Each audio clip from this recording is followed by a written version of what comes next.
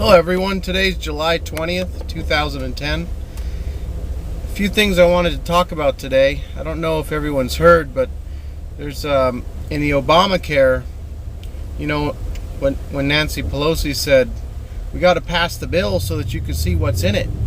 Yeah, well, what's in it is, at the back of it is section 9006, and that's of the Patient Protection and Affordable Care Act. They have in there for purchases and sales above $600. Now, I first saw this on the internet about purchases of gold and silver and sales of gold and silver beyond $600, that you had to do a 1099. So that's going to create tons of paperwork for coin shops. But it's not only for the coin shops.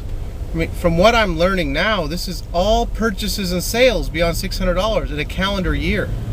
Now, this goes into effect January 1st of 2012, and there's already a repeal. It's HR 5141, I believe, to repeal this, because it's ridiculous. I mean, like, if you have someone come and mow your lawn and you pay him more than $600 in a given year, you got to give him 1099. And this one guy, I was reading his business, he's going to have to do 10,000 to 20,000 forms to comply with this new law.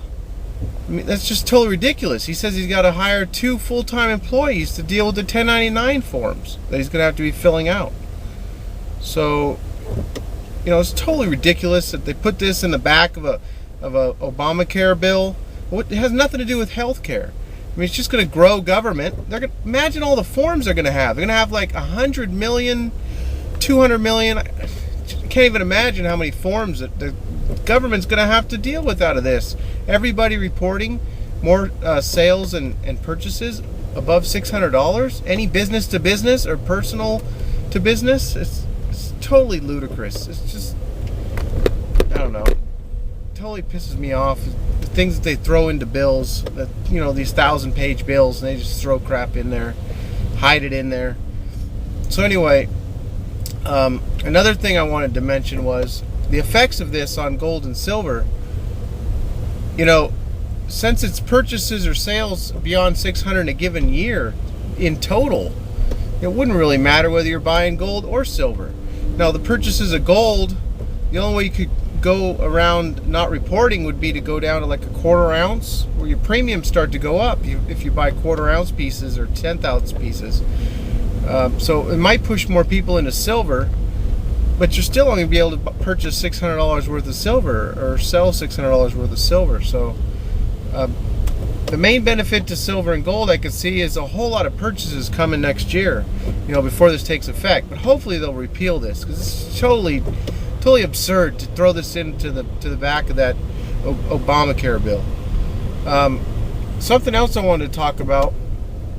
Since 1998, there's been this chart that's been going around, a 600-year silver chart, and I'm not sure who created it, but it's adjusted in 1998 dollars, adjusted for inflation. It goes back to the 1300s, and it shows silver going down all the way until now. It shows how it's so undervalued. So you might want to check that out. You can Google 600-year silver chart. There'll be a bunch of sites with it on there. It's really incredible. And considering also the dollar's dropped probably at least 40% since '98, so that just pushes the graph on up. And adjusted for inflation, it shows. I don't know how they figured this out. It's pretty bizarre. I don't know where the information comes from. I'm not totally doubting it. I mean, it could be true, but you got to at least take a look at it if you've never seen it. So they have silver. If they looked at it in 2010 dollars, it would have silver like at $1,000 an ounce back in the 1400s. Compared to now. So, things being relative. It's just one more case for silver. I mean, silver's such a steal under $20 an ounce. I'm thinking about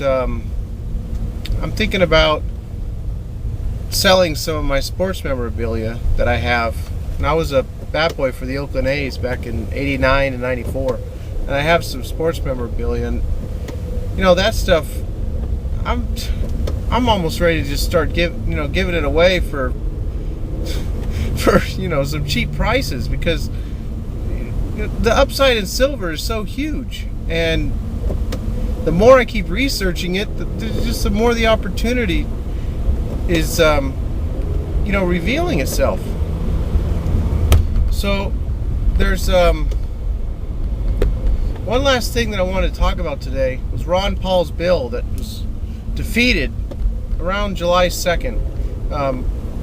I guess the news came out, but the Financial Reform Act bill, they just passed the financial reform legislation. Ron Paul had a proposal in there to do a full audit of the Fed's books. Now, this was co-sponsored by 320 members of Congress, and when it came down to voting, it was knocked down 229. What was it? 229 to 198. It was 229 against to 198 in favor. All Republicans voted for a full view of the Fed's books, which haven't been looked at since 1913. It's a private corporation that prints our money, controls our interest rates, and we can't look at their books. It's been going on for 97 years. So, we came within 30 votes of looking at their books. Now, this was co-sponsored by 320 members of Congress, and when it came down to voting for it, 114 jumped ship and voted against. They were all Democrats.